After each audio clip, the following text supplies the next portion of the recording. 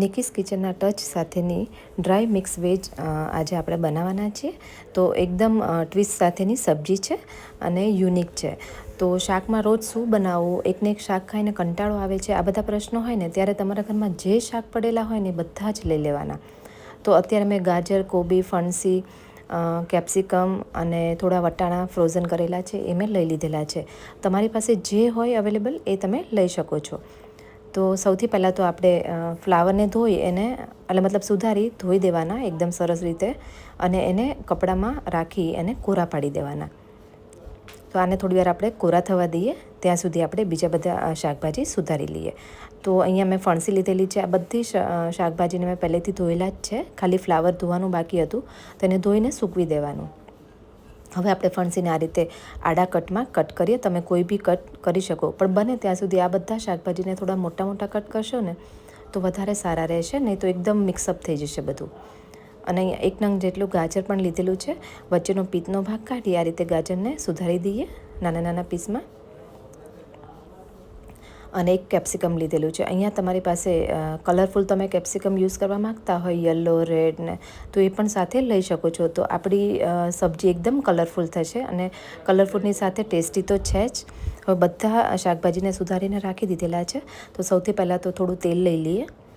અહીંયા મેં 3 ચમચી જેટલું તેલ લીધેલું છે અને એની અંદર તેલ થઈ જાય ને એટલે પહેલાં તો ફ્લાવર નાખી દેવાનું. ફ્લાવર આપણે ધોઈને એટલા માટે સૂકવ્યું કારણ કે થોડું કોરું પડે ને એટલે તેલમાં છાંટા ના ઉડે અને પેલું ના થાય, એટલા માટે આપણે પહેલાં એને એ કરી દીધેલું છે.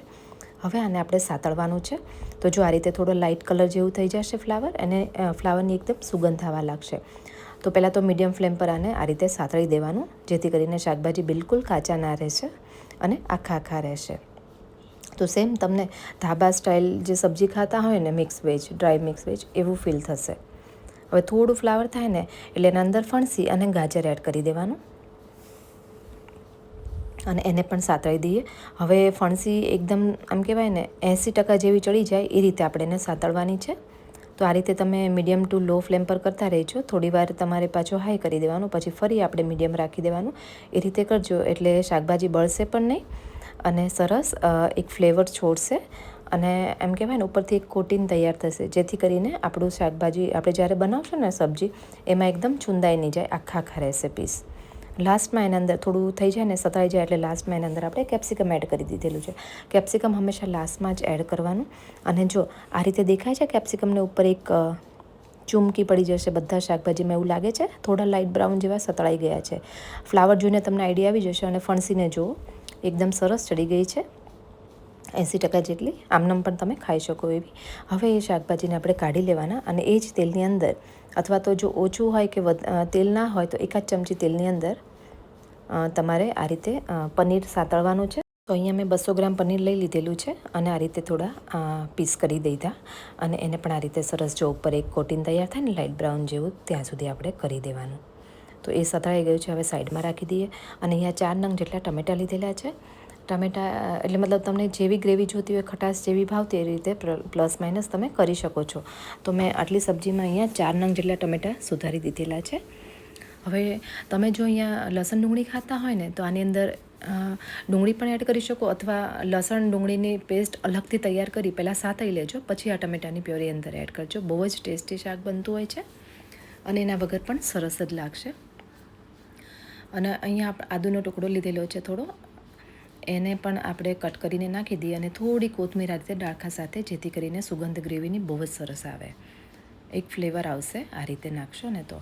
કારણ કે અહીંયા આપણે લસણ ડુંગળીનો યુઝ નથી કરતા. જે લોકો કરતા હોય એ આ ટાઈમે પણ એડ કરી શકે, અલગથી પણ એની પેસ્ટ બનાવીને એડ કરી શકે છે.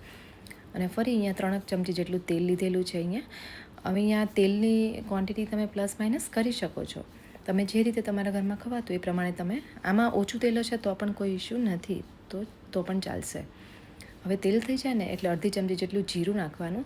અને તમે જો અહીંયા ખડા મસાલા યુઝ કરવા માગતા હોય તો એડ કરી શકો છો, અને ના નાખો તો પણ ચાલશે. મેં અત્યારે યુઝ નથી કરેલા. હવે એના અંદર આપણે ટમેટાની પ્યોરી અંદર એડ કરી દઈએ, સાતળી દઈએ અને તેલ છૂટું થાય ને ત્યાં સુધી થવા દેવાની છે એકદમ લો ફ્લેમ પર.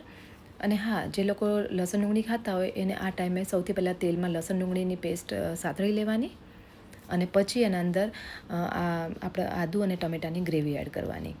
હવે જો આ રીતે થોડું તેલ છૂટું પડ્યું છે, આપણે બહુ નથી નાખ્યું એટલે થોડું પડ્યું છે, એટલે પછી એની અંદર અડધી ચમચી જેટલું હળદર, 1 ચમચી લાલ મરચું, 1 ચમચી જેટલું ધાણા જીરું અને અડધી ચમચી જેટલો મેં ગરમ મસાલો ઘરનો યુઝ કર્યો છે.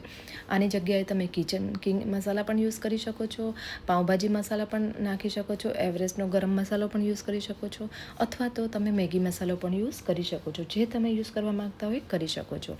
સ્કીપ કરો તો પણ ઇશ્યુ નથી જ. અને આ રીતે ગ્રેવીને એકદમ સરસ થવા દેવાની, પછી જ એના અંદર પાણી એડ કરવાનું. અને ગ્રેવી જો એકદમ સરસ તતળેલી હશે ને તો આ શાક બહુ જ ટેસ્ટી લાગતું હોય છે. હવે આના અંદર આપણે 1 કપ જેટલું ગરમ પાણી નાખ્યું છે. ગરમ પાણી નાખવાથી એની ફ્લેવર એવી ને એવી રહેશે, કલર એ સરસ શાકનો જળવાઈ રહેશે અને ટેસ્ટ એ સરસ આવશે. તો બને ત્યાં સુધી ગરમ પાણીનો જ યુઝ કરો આના અંદર. તો જો આ રીતે થોડું પાણી ઉકળી જાય ને આપણું, 1 કપ જેટલું નાખ્યું છે, તમે પ્લસ માઇનસ કરી શકો છો. અને હવે આ ગ્રેવીમાંથી તેલ છૂટું પડી ગયું છે, તો આ ટાઈમે આ બધા શાકભાજી અંદર એડ કરી દેવાના અને ઉપરથી થોડું પનીર એડ કરી દેવાનું આ રીતે. તો આ રીતે સૌથી પહેલાં આપણે તેલમાં સાતળા ને એટલે શાકભાજીનો કલર મતલબ એવું ને એવું રહેશે, સાથે છુંદાશે નહીં, શાક આખું આખું પણ દેખાશે અને ટેસ્ટી પણ એટલું જ બનશે. અને ઉપરથી 1 કપ જેટલા અહીંયા મેં ફ્રોઝન કરેલા વટાણા યુઝ કરેલા છે. અને હવે ટેસ્ટ પ્રમાણે મીઠું ઉપર એડ કરી દઈએ. હવે આને ઢાંકી આપણે 4થી 5 મિનિટ માટે થવા દેવાનું છે લો ફ્લેમ પર. આ રીતે કરવાથી, વચ્ચે મેં 1-2 વાર હલાવ્યું હતું, આ રીતે કરવાથી આ શાકભાજી સાથે ગ્રેવી એકદમ સરસ ભળી જશે. અને અત્યારે આપણે બહુ ગ્રેવી નથી કરી કારણ કે આપણે અહીંયા ડ્રાય શાક બનાવેલું છે, ડ્રાય મિક્સ વેજ છે, એટલા માટે આ રીતે કરેલું છે. તો આપણી સબ્જી બનીને રેડી થઈ ગઈ છે ધાબા સ્ટાઇલ. અને ટેસ્ટ તો એટલો બધો જબરજસ્ત આવશે ને કે તમે ખાતા નહીં ધરાવ. તો એકવાર આ મારી રેસીપી જરૂરથી ટ્રાય કરજો. અને અમારા ઘરમાં તો બધાએ 2 ટાઈમ આ જ ખાધી કારણ કે બધાને એટલી બધી ભાવી ને બીજી વાર મારે બનાવવી પડી. તો એકવાર તમે પણ આ રીતે જરૂરથી ટ્રાય કરજો. અને મને કમેન્ટ કરવાનું ના ભૂલતા કે તમને આજનો મારો આ વિડીયો કેવો લાગ્યો. અને હા, તમે લોકો મને ક્યાં ક્યાંથી જોઈ રહ્યા છો એ જરૂરથી જણાવજો, જેથી કરીને મને પણ ખબર પડે કે મારા વ્યુઅર્સ મને ક્યાં ક્યાંથી જોવે છે. મારી આજની રેસીપી તમારા જીવનમાં થોડી પણ યુઝફુલ થઈ હોય તો વિડીયોને લાઇક, શેર અને ચેનલને સબસ્ક્રાઈબ જરૂરથી કરી દેજો. હવે ઉપરથી કોથમીર નાખી ગરમ ગરમ સર્વ કરીએ. અને જો તમારી પાસે કસૂરી મેથી અવેલેબલ હોય તો તમે ઉપરથી એડ કરી શકો છો. તો આજનો વિડીયો તમારા જીવનમાં થોડો પણ યુઝફુલ થયો હોય તમને, તો વિડીયોને લાઇક, શેર અને ચેનલને સબસ્ક્રાઈબ જરૂરથી કરી દેજો. સાથે કમેન્ટ કરવાનું ના ભૂલતા કે તમે મને ક્યાં ક્યાંથી જુઓ છો. તો ચલો ફરી મળીએ એક નવી રેસીપી સાથે. Thank you.